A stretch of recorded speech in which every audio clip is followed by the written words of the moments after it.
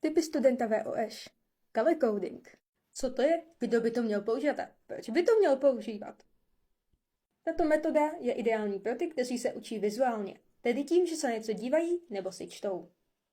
Je zde klíčové využití barev, tedy různých barevných zvýrazňovačů a propisek.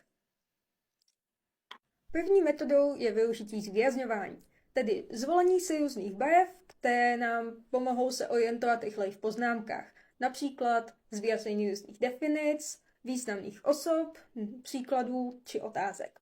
Já ho využívám například, když jsem se učila zde literaturu. Zrovna v tomto příkladě jsou žlutě znázorněny koncepty u velkého časového období, zeleně jsou dílčí koncepty daného časového období, modře jsou hlavní detaily k těm konceptům a červeně jsou lidé, kteří jsou nejdůležitější. Druhá metoda je využití barev předmětu, tedy použití specifické barvy pro každý předmět, který aktuálně studujete, a využití této barvy na obal sešitu, učebnic či případně i interní estetiku vašich poznámek.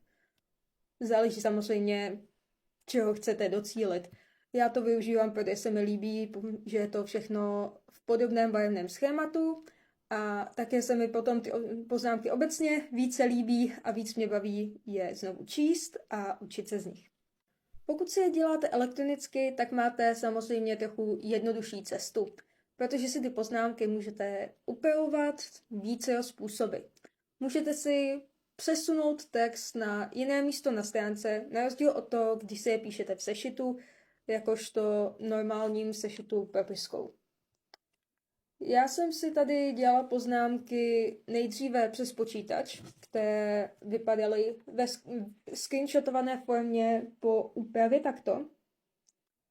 Ale původně během hodiny vypadaly úplně jinak, protože ty 4 sloupečky, které zde máte pod tím hlavním velkým nadpisem, byly pod sebou a logicky mi to nedávalo moc smysl, protože tyto 4 sloupečky byly na stejné úrovni a neměly jít jakoby v žádné souvislosti jakoby za sebou úplně. Poté zde mám samozřejmě ještě klasické poznámky přes tablet a vzor titulní strany pro každý sešit. Zaujal tě tento tip? Sleduj můj profil pro více obsahu, dej like a do komentářů napiš, jaké téma chceš mít v dalším videu.